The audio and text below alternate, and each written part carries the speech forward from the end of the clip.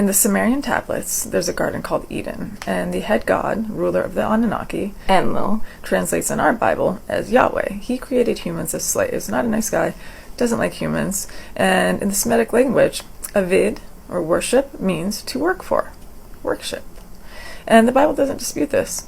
The Bible says that God created humans to work in the Garden of Eden. The first man was made in an Anunnaki female's womb. She had him, she named him Adam. He had blonde hair. This was the first Atlantean. It goes way further back than 12,000 years. They took 7 more female Anunnakis, did it again, but they had 7 more Adams. They needed a female, so they cloned the female. So it wasn't a rib, it was just DNA. And they clone. The 7 Tablets of Creation, also written by Enki, he reveals that he actually cloned Enlil, the Yahweh God, and mistakenly, regrettably. And this also reveals that they are green serpent reptilians, and that Enki was the serpent in the garden that gave the humans the knowledge to help free them from their slavery, because the Anunnaki made us with 20% of their DNA, because they wanted worship also. They wanted us enlightened enough to properly worship. So he's revealing that they have this knowledge and this power inside of them, and also revealing good and evil, that this God does not have your best intentions, and which they already knew. There's mention of the gates around the garden in the Bible. And I've already shown you the banned text, the Apocalypse of Adam, where he reveals that there were really slaves in the Garden of Eden, and the other saying that it was really Yahweh that impregnated Eve.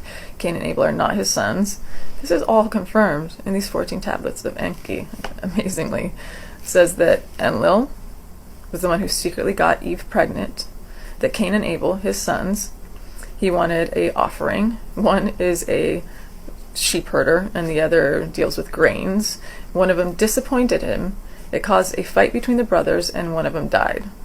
Eve says, I have, and the Hebrew is normally translated as, I have gotten a man with the help of Yahweh. But actually the Hebrew is much more accurately translated as, I have created or even procreated a man with Yahweh. It's using a particular Hebrew root that has a cognate in Ugaritic, which is the language, and that's the word that a lot of goddesses use in talking about this kind of the perpetuation, the creation and perpetuation of life. And for those who are new, this is by far not the only linked, banned, and buried text that aligns. The Nag Hammadi codices, 14 leather-bound papyrus books that were buried in jars, reveal these spirits are called archons. One are reptilian. The other look like large fetuses with big heads and black eyes. This is the Sumerian tablets. The Anunnaki are the reptilian, and the Nungal are the Greys. Alright, a couple more quick reveals from the tablets. One, it was Marduk, when he went to Egypt, forced everybody to worship one god, that changed the head on the Sphinx, making it human from lion, which has been highly speculated that this happened, so this confirms it. And 2, explaining mermaids, centaurs, all that, it was Enlil that was taking the front of one creature and the back of other and morphing them. And remember, Owens, that was Enki's incarnation. He made him be in a body like a fish human creature. And then it was Dagon. Now, if this sounds ridiculous to anybody, there's a tribe in Africa, Dagon. This Dagon, in Babylonian god was Dagon. Tribe in Africa called Dagon in Africa, independent language of anybody else, because they said this fish creature, this is what they described him as, came from the sky on vessels of clouds and thunder, and that they drank from his body. He divided his body amongst them and fed them, taught him his life principles, was crucified on a tree, resurrected, and promised to come back as a human in the future. Now, Enki has been all the crucified saviors, 18 and counting. Jesus was the 19th, and that was his son, who was actually Thoth. I have side by side the verses from the Bible and the verses from Thoth the Atlantean. Guess what? They're the same.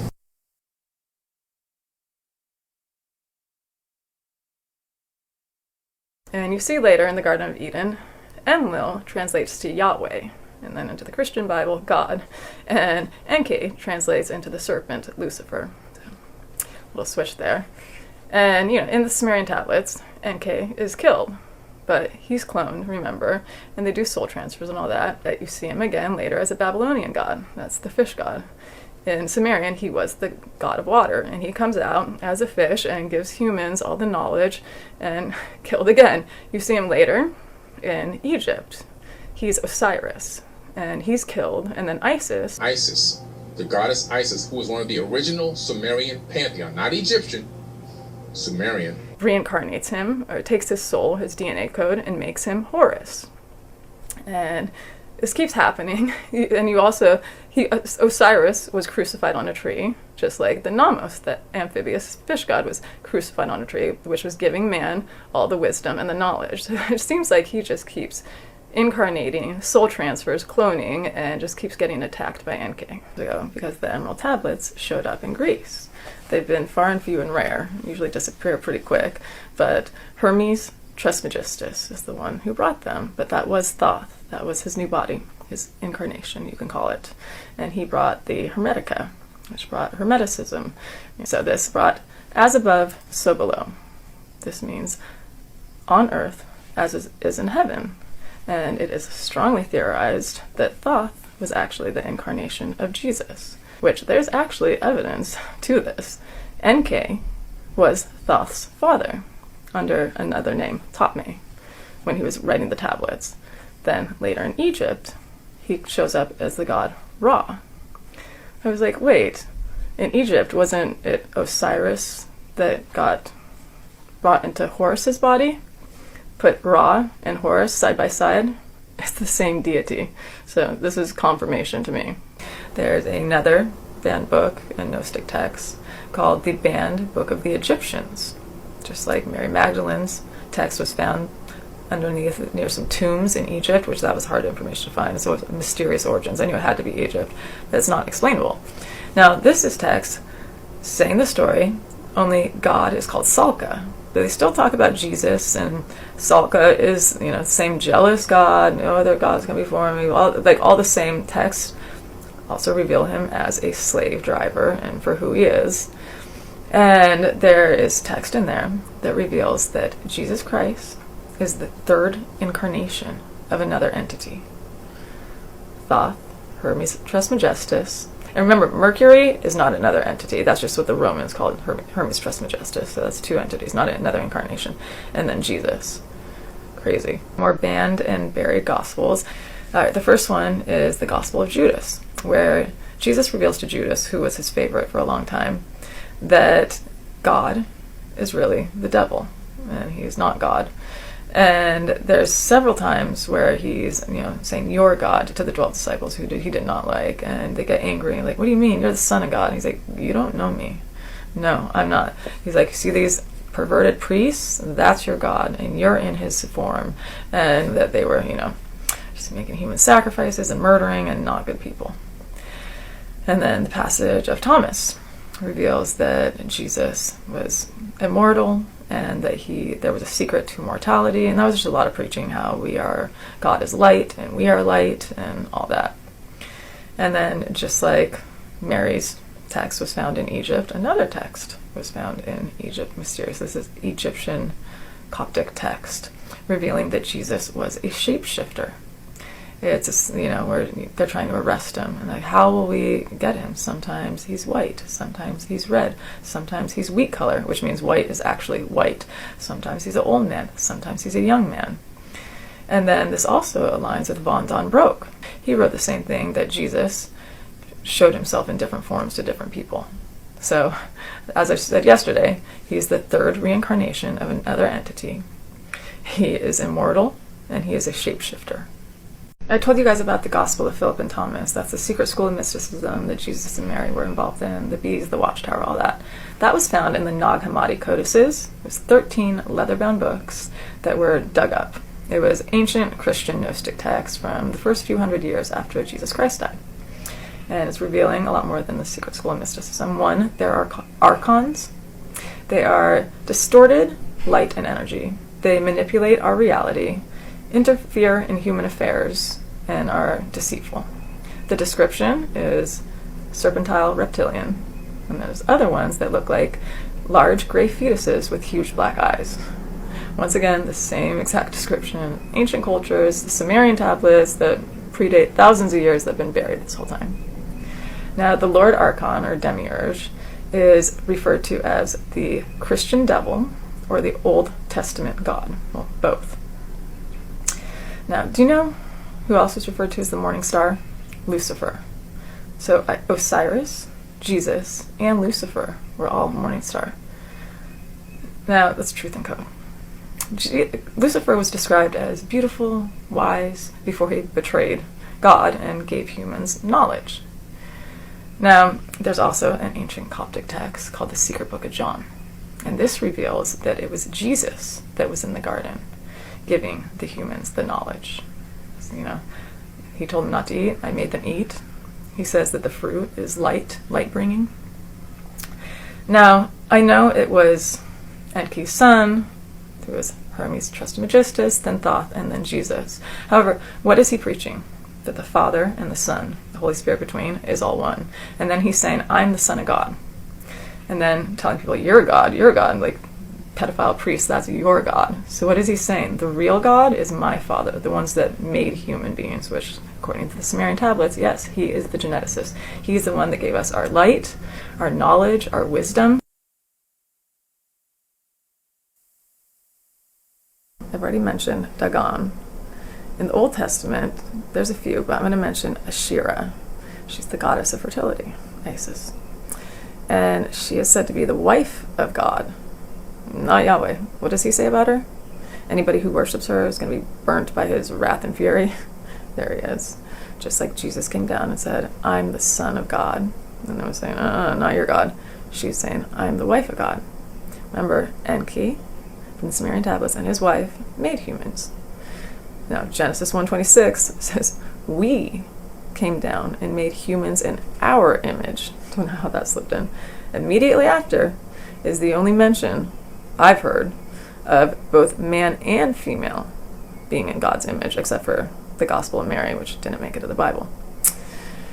Now, before Enlil, or Yahweh, whatever you want to call him, pulled his little greatest trick that devil ever pulled, convincing the world he was God, so that, anybody who took knowledge and enlightenment from another entity was going to hell or being crucified and murdered on earth. He did this in Egypt, got everybody to worship one god, Ra. Now remember, Enki, who was Osiris. Osiris was incarnated into Horus with the help of Isis. Horus and Ra were one entity. Now, so he came and took Enki's place, of course, and no doubt it'd be Ra, because the sun god is the number one most worshipped god. Hundreds of mentions, and he's the demiurge. So how did he do this? I mean, it'd be a lot harder in Egypt. Their gods and goddesses were everything to them. With the plagues of Egypt, 1200 BC was when the Old Testament was starting to be written. 1300 BC is when the plagues of Egypt started. For 100 years straight, blood turning into water, firstborn children dying, skin just breaking out in boils, frogs falling, locusts everywhere, can't even go outside, just hell for 100 years straight. He says in the Bible twice he was punishing them for worshiping other gods and just trying to get them to worship one god. In the ancient Ugaritic texts, going back 3,500 years, there's even 6 cuneiform texts that were smashed when the ancient city was attempted to be destroyed. These texts describe him as having family values, talking politics, just taking care of his people, nurturing the crops and the plants. He was the god of fertility, as his father, Dagon, was the father of fertility. Remember, Dagon is actually Enki. Who was his mother? Asherah. I'll explain that L as father in a bit. You can probably guess the switch. And notice Thoth, who was Dagon's son, he had that crescent moon beak because he was the moon god. And you can see these horns here. They look like crescent moons to me. And he has a sister and lover, Anat, which I will explain that situation tomorrow. I finally figured that stuff out. And you can see her as a goddess in Egypt first, and they refer to him as the high priest Baal, which is exactly what they refer to as the goddess and goddess of Egypt, which you see in the Emerald Tablets. It was Thoth that took them over. Now, all of a sudden, this loving, nurturing god of fertility that blesses them with rain and crops is referred to as the storm god, holding a lightning bolt, just like Zeus, because he strikes people down with lightning. He droughts them for 3.5 years, demanding the worst kind of child sacrifice, burning them alive on an altar of hands. I can't even get into the details because the sound will get removed, if not the video. So, turns out Enki has another son, Marduk. I thought he was Enlil, they're so similar. Turns out that it was absolutely Marduk that did the invasion in Egypt, where he got them all to worship one god, and this is actually in the Emerald Tablets. Marduk and Enlil are two peas in a pod. Even Enlil was going by the bull also when he entered the picture. And then all of a sudden El is Marduk's father. That's Enlil. It's another name for him. And actually Enlil, handed him the throne 1800 BC. So this means it's very likely that it's been Marduk since then doing the one god thing in the Bible and all that. Anat, who's Baal's sister and lover, seen over in Egypt as the most beautiful goddess, the goddess of fertility, love, and war. And then you see her over here, and she's just the goddess of love and war, but she has fertility aspects. She's blessing the plants and animals with fertility. Not war on the people, only war specifically on her brother's enemies. At this point, she's sick of the invasions and just ready to kill. But there is a point where the change, and all of a sudden she's El's daughter, and I'm sure you can't even identify her anymore. But she is also Ashera's daughter, Isis, and in Egypt, she is the daughter of Ra. Remember, Ra is Osiris. More evidence of this. Doesn't say directly that she's the daughter of Isis, because they can't, because these gods play so many parts. I found Isis in Hathor, fertility goddess, who is affiliated with Horus. Now remember, Osiris was incarnated into Horus, so it says that she's his mother and lover, but really it's just misinterpreted because she's like the mother goddess that resurrected him into who he is, but definitely same entity. I also found out recently that they're wearing masks. I'm going to have to save that for another video though. Okay, so they are definitely, Anat and Baal are definitely children of Isis and Osiris, Enki, whatever you want to call them. There's another story, Lucifer and Diana, who seduces her brother. Remember, Lucifer is Enki. Diana is, they had to change the name of Artemis after the city fell to Roman rule. Artemis is another name for Ishtar, Asherah. So same couple, Isis, Osiris, Enki, whatever you want to call them. Now, they had a daughter, Aradia. Now, they send her to Earth as they sent Jesus to teach the people. Her mission is to teach women magic. Remember, Mary's secret school of mysticism filled with the bees, the watchtower. Now, her little secret mission was to take vengeance on the church through this magic. So, guess what Anath's name was? The Virgin Anath. This one, they just sent their kids. I thought Mary was Isis, but I was like, but that's Thoth. Like, it's his mother. How is that going to work? It was his sister. And Aradia, her main thing was turning water into wine. She even has little like chants and stuff that says water into wine, water into wine, water into wine. So like I think 110%. These were brother and sister that were incarnated through Jesus and Mary. So why Enki and Isis, or Osiris and brother and sister, is the question. So I had to go back to the Sumerian tablets. Ereshkigal is Enki's sister. Ishtar, or Inanna, is Ereshkigal's sister. That makes Enki and Ishtar, or Asherah, siblings. Now, Enki's parents were also siblings. They're just keeping it in the family. And I told you before that Enki's wife was also the goddess of fertility, which, means it was the same entity. So for some reason, they just didn't want the people of Samaria to know their siblings.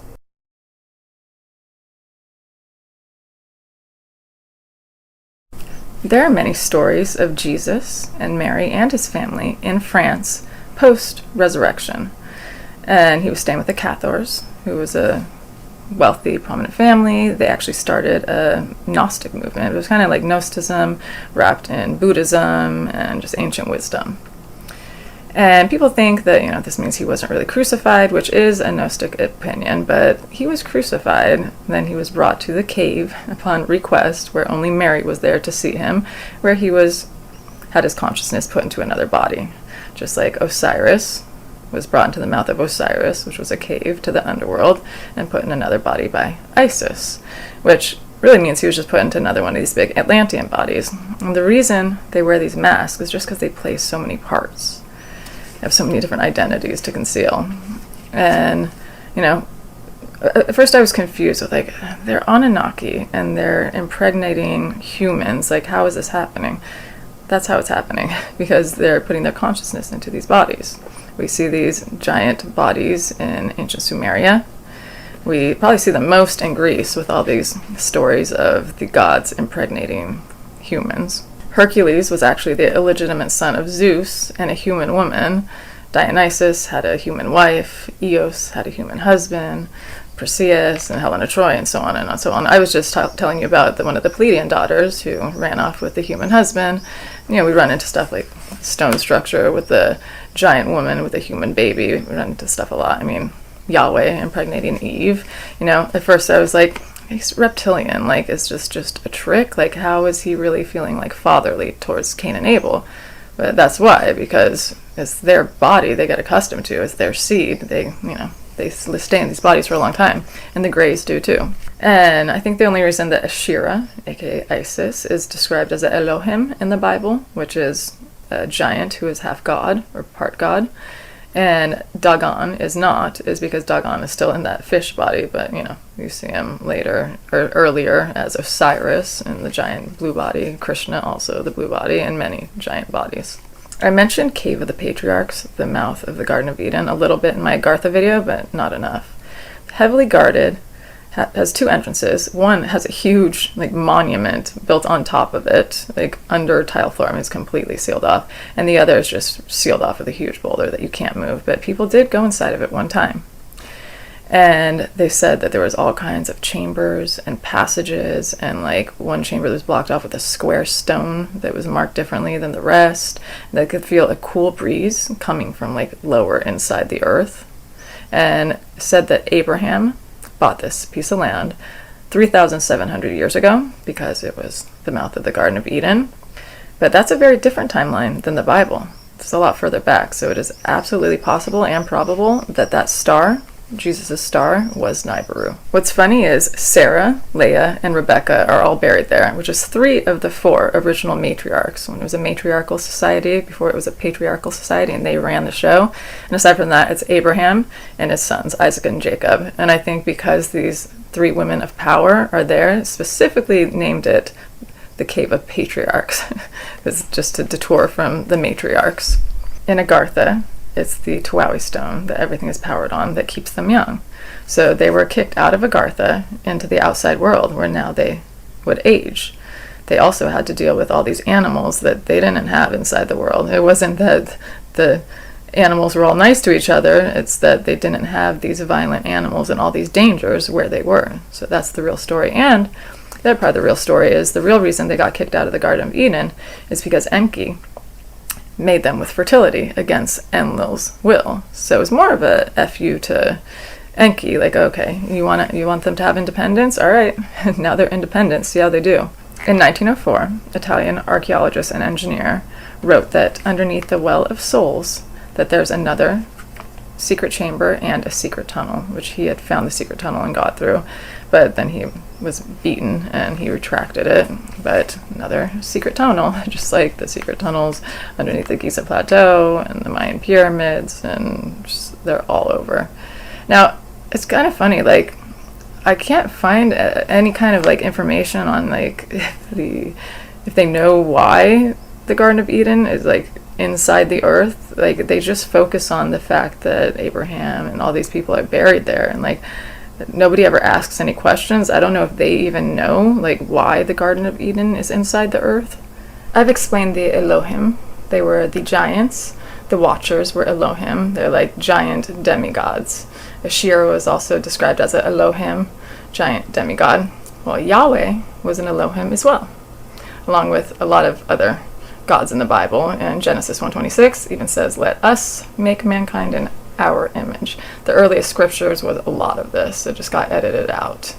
So that's why we see Yahweh as a giant all the time with this beard, just like we do in ancient Mesopotamia, just like we do in India, just like we do in Greece. And in Greece, they specifically say that Zeus, storm god, as Yahweh is also a storm god, and also in ancient Mesopotamia, it all aligns. And he got a human woman pregnant and had an illegitimate son, Hercules, just like Yahweh impregnated Eve, according to the Apocalypse of Adam, and which aligns perfectly with the Sumerian tablets again. In the oldest scriptures, Yahweh was referred to as a divine warrior who helped fight physically. He led the Israelites out of the wilderness to fight their enemies with his army of angels, which would have been the Watchers. This was pre-Watchers coming down and teaching humans knowledge and defying him. So these were physically a bunch of giants that were annihilating their enemies for them. The term Elohim, used often in the Old Testament and other texts outside of it, as in the Muslim Allah for the Lord. This is an incorrect usage, as the term is plural and means shining ones. You can find this all over the place, from ancient Mesopotamia to the Egyptian Book of the Dead, Buddhism, Hinduism, Jainism, the predominant East, all the way to this day and age. There's reports of this. And why this is, the Sumerian tablets tell us that the Anunnaki ground up the gold, absorb it into the air. It protects their skin, helps them absorb sun. They also use it for their planet to shield radiation. And you can see proof of this under the Pyramid of Quetzalcoatl. This chamber found just covered in gold dust. Even the gold balls in it had the gold dust on it. And this is the same pyramid that another hidden chamber had a bunch of mercury, which is what UFOs fly on, and the government will actually admit that now. You can find these shining ones in ancient Ireland 5,300 years ago. They were the Tuatha De Danann, or also referred to as the Tuatha De Anu, because they're ancestors of the Anunnaki. They're described as giants with shining skin. And they built Newgrange, and that's a huge stone structure, and you'll find these similar stories of these giants building these stone structures all around the world, like everywhere. And in the Bible, there's a lot of angels with gold skin. There's also a lot of giants, the Gibborim, or the also giant demigods. The angels from Ezekiel's chariot, Angel Jophiel, Gabriel the angel, the whore Babylon herself. There's a ton that are either described as having gold skin or gleaming in bronze, stuff like that in the Bible. And the Havmusus, the Paiute, is a Native American tribe. They describe the Havmusus as being in humanoid form with gold skin, gold shining skin, and big black eyes, who carry weapons that are long silver tubes that shoot out lightning that can kill a man on contact, which is obviously a plasma weapon. And there's even reports of this, in Mount Shasta recently, entities in human form coming through the wall and having this shining skin. The Book of Giants, Dead Sea Scrolls, reveals that there were specifically 200 of these watchers that came down and took wives, taught them astrology, which was crucial. It taught them, when the seasons were coming and changing so they could fill their crops, weaponry for self-defense, keep their land, makeup because they weren't boring, all this important stuff against the will of Yahweh. And so also in the Dead Sea Scrolls, Gilgamesh is there. Love it when the Sumerian tablets and the Bible collides. And Gilgamesh is one of many who is aware that this apocalypse of the giants is coming. Everybody's having prophetic dreams. Gilgamesh is pretty much just like accepting his fate. He's just like, they're stronger than me, I know what's coming. So one of these giants or watchers named Mawai, unless I'm butchering that, he has a prophetic dream that there's tablets in water that only have 3 names left of the lineage of Adam. Same another dream that there's a tree with only 3 roots left, representing the family tree of Adam's lineage. And if you're new, Adam in the Sumerian tablets, Aduma, which translates to Adam, he was the original Atlantean. The Atlanteans were giants. So all of Adam's lineage were just actually giants. The Bible translation is just a story retold of that. Interestingly, the Dead Sea Scrolls talks about these abominations / monsters that Enlil made in the Sumerian tablets, and what we know is, Sasquatch and dogmen or werewolves, stuff like that. And in the Sumerian tablets, there's a really violent one that Gilgamesh has to kill, as in Apkulu. Now remember, Apkulu were the Sumerian tablets' watchers. So obviously he's one of the watchers that came down to take wives, and that's why he's here. Enoch is in the Dead Sea Scrolls Book of Giants, and they're all very concerned. They all need to take their prophetic dream to him, as if he's going to save them with his knowledge, or he's the leader. He's 7th generation of Adam. So he's one of these giants. And the Book of Enoch is actually what tells the story of the Watchers. I mean, in the Bible, it's heavily edited out, and Enoch is heavily edited out. It's like mentioned in passing. But other scripture, the Hebrew Bible, all that tells the full story under Enoch. The Book of Enoch reveals that the real reason that Yahweh flooded the earth was because humans were becoming too knowledgeable. This is exactly what the Apocalypse of Adam says, another banned book of the Bible, coming first person from Adam. So remember, in the Garden of Eden, in the Sumerian tablets, Yahweh, he translates as Enlil. He created humans as slaves.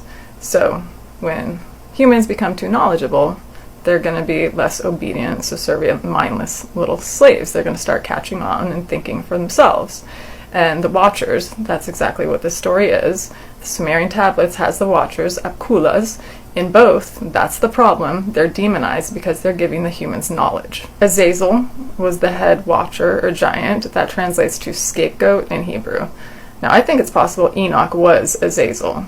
Enoch's telling the story. He was 7th generation of Adam. He was one of the giants that were down here that seemed to lead the group. In the Dead Sea Scrolls Book of Giants, they were all going to him for advice. So he tells the story. These Watchers come down. They teach humanity all this stuff, astrology, blah, blah, which I've talked about with astrology. When the new moon, the crescent moon, was in Pleiades, that marked the beginning of summer. So they all knew what, how to change their crops and what to do. So it was essential information. And it got twisted that they came down and slept with the women and had children with them, but that was not the issue. It was the knowledge. That's what they were doing in Greece. They were there to sleep with the women. Yahweh actually impregnated Eve, and you can find this in the Apocalypse of Adam, and you can find this aligning perfectly in the Sumerian tablets. Another misconception is that they got them pregnant and then the women had Nephilim, which makes no sense.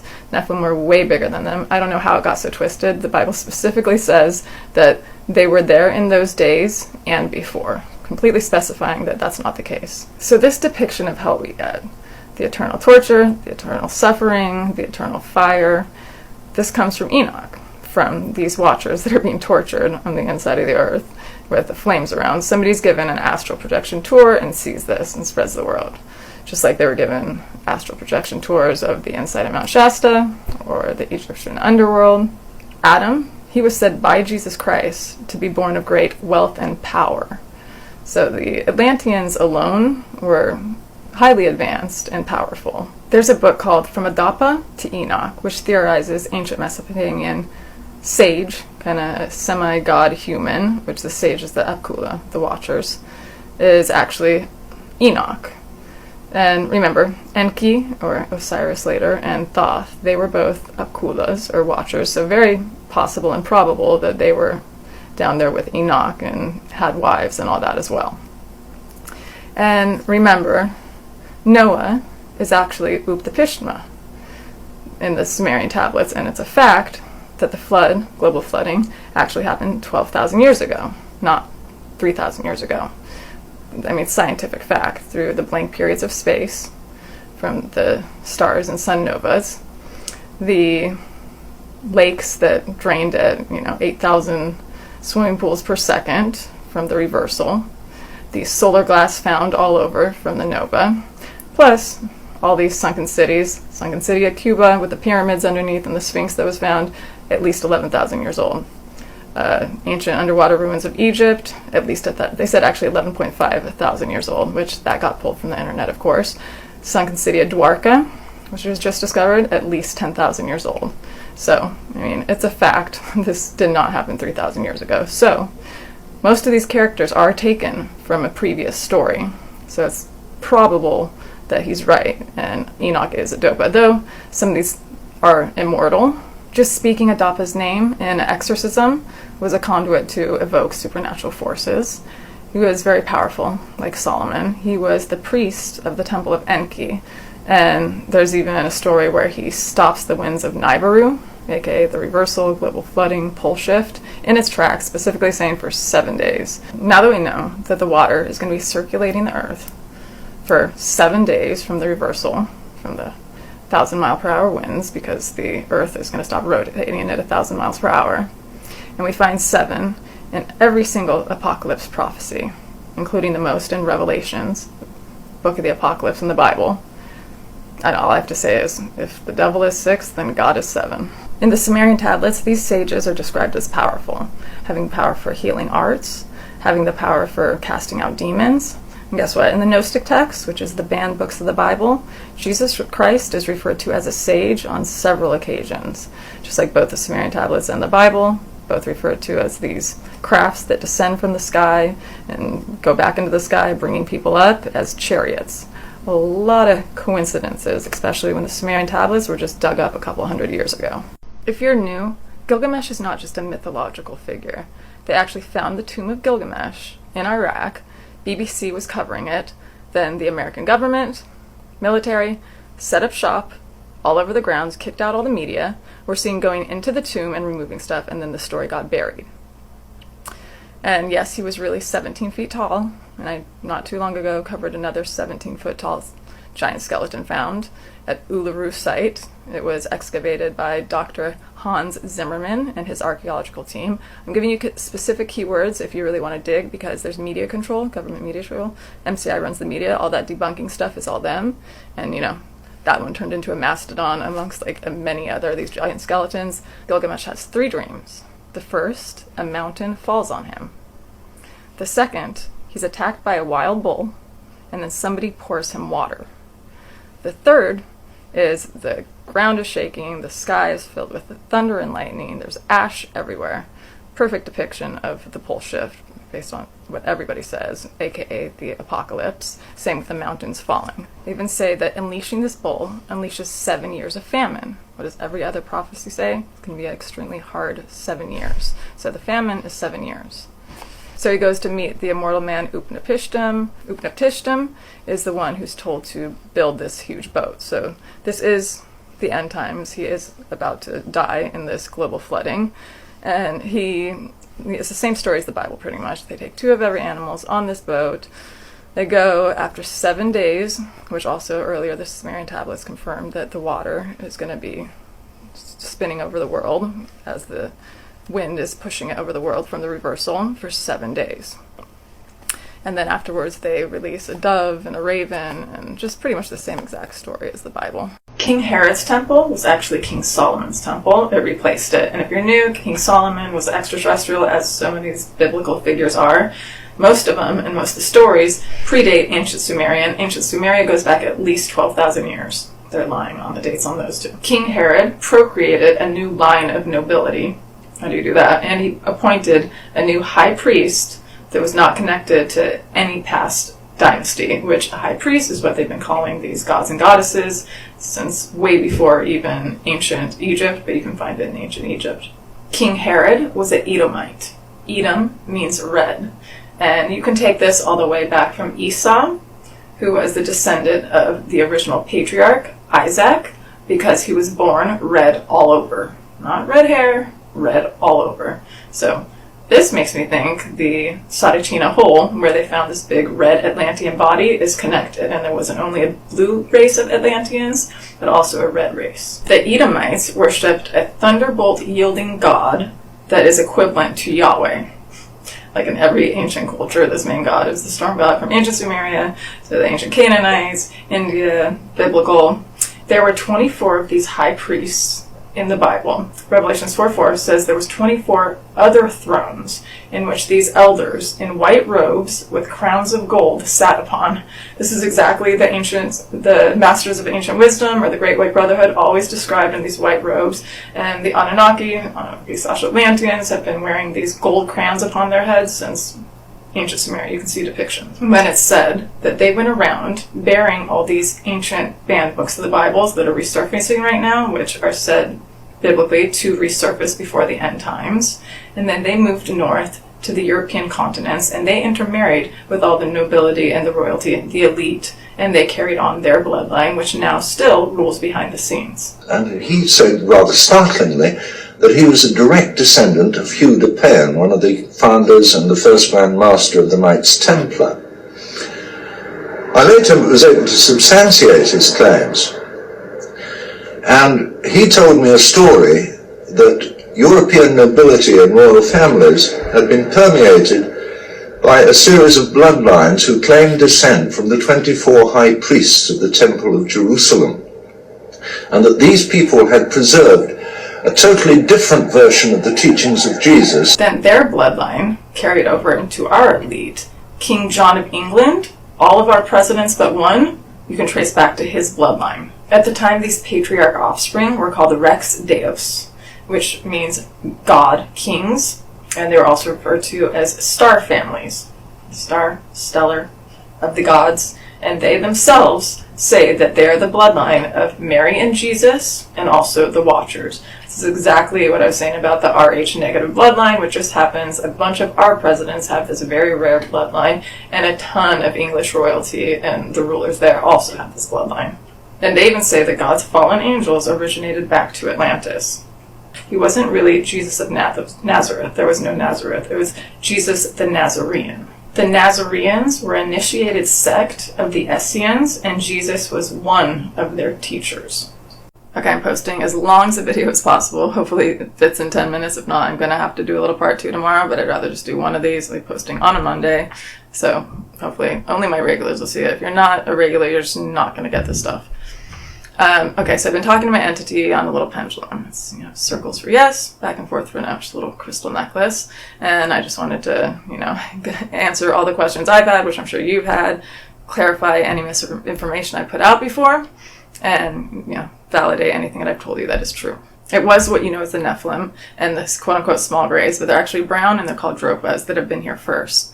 They've been here since the dinosaurs, and this was over 3 billion years ago. They were made by the Draconians, but the Draconians weren't even inhabiting our solar system, and the Draconians are the large grays. That's why people call the small grays, because they made them in their image, but they're not the same color, they're not grays. And the Draconians moved here over 300 million years ago. So Anton Parks, that white serpent people, was a mistranslation. It should have been brown serpent people, but 99% of what he said was a correct translation. One reason I fully trust my entity, the narration is always the same when people are giving messages. The Lost Civilization, Atlantis, the Lemurians, this upcoming pole shift, which we have evidence on all this, but there's little narratives that, they spin to their favor or withhold. But my entity admits that the Masters of Ascension are not really Atlanteans. They're the Dropas, the small browns. They just say that to be more desirable. However, I think the small browns are absolutely adorable. I want to put little clothes on one and send it to school. The Greys, the Atlanteans, and the Lemurians, Atlantean Lemurians, because they were made out of the same substance as the Greys, they don't decay. They don't have blood and bones. You can see proof of this in the Dropas that were found with the Dropa stones. Those bodies are 12,000 years old, and they'll admit to that. You don't see bones, you still see their bodies, you still see their eyes intact. So this explains Gilgamesh, and that was really the body of Gilgamesh that I showed you. The Draconians really live on Mars, and they are the absolute worst. They're the most evil, and they just don't care about humanity at all. They actually put the Nephilim and the dinosaurs with these tiny poor little Dropas, intentionally. So that's why the little Dropas made the first of the inner Earth system, and they were the ant people. That was actually prophetic knowledge, with the Hopi calling them the ant people. The Draconians are in alignment with the government. You can see this through Phil Schneider. He described a tall gray who blew off his hand. The Anunnaki are in alignment with the government. There are some Dropas that are in alignment with the government, but not a lot. Most of them are really invested in human beings and have been helping us since the beginning.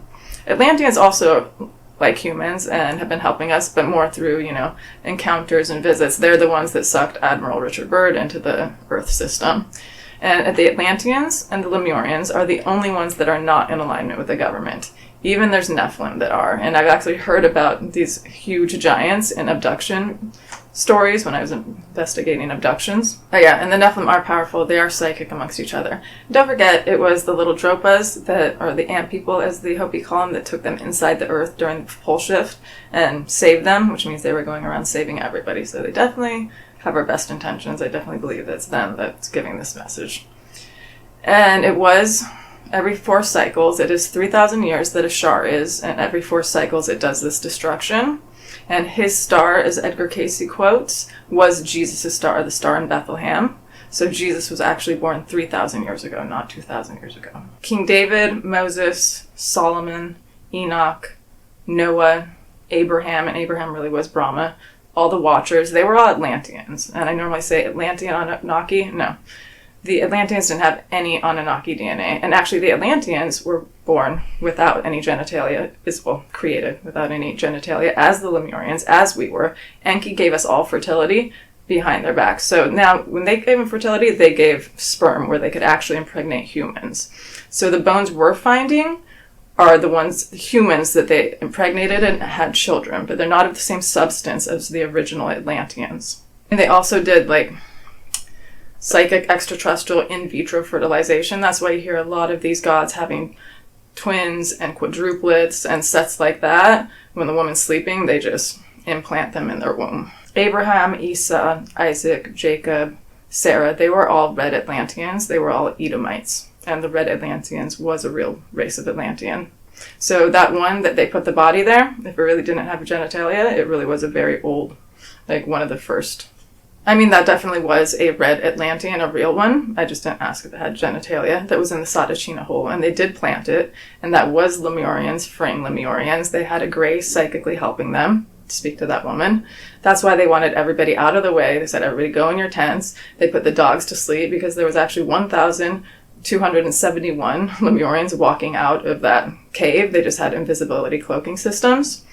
And the government did not get to keep the red Atlantean body. The Anunnaki and the Atlanteans put a stop to it, which I think the Lemurians were just like messing with the Atlanteans even by giving them that body. The moon is an artificial structure. It's the Anunnaki that reside in it and on it. Even Mars, there's draconians inside and on top of it. The government's just hiding this footage from us. And there's actually oxygen in the entire universe. Oil is not a natural resource coming from in our Earth. They've put it there for us. Every species I've mentioned are still here, and they're the only ones in our solar system. And the Atlanteans, there's red Atlanteans, blue Atlanteans, horned Atlanteans. So those horned giants reported as the sea people were really horned giants. And of course, there's ones that our color as well. Anytime the Sumerian tablets talks about the Ajiji, it's always the Lemurians. But the whole switch in the Sumerian tablets with Lucifer really being the good one, the serpent in the garden that was helping us. Enki really is Lucifer as the Roman god and all that. And it's been Enlil and Marduk that wrote the Bible together. Old Testament too. It's been them together demanding the human sacrifice. They've been in on it together. It's also them that have been ruining Lucifer's name, demonizing him to this day, impersonating him, asking for human sacrifice and all that. It was really the Atlanteans that built all these structures through levitation. Isis and Thoth and Enki, they were all with them in Atlantean bodies.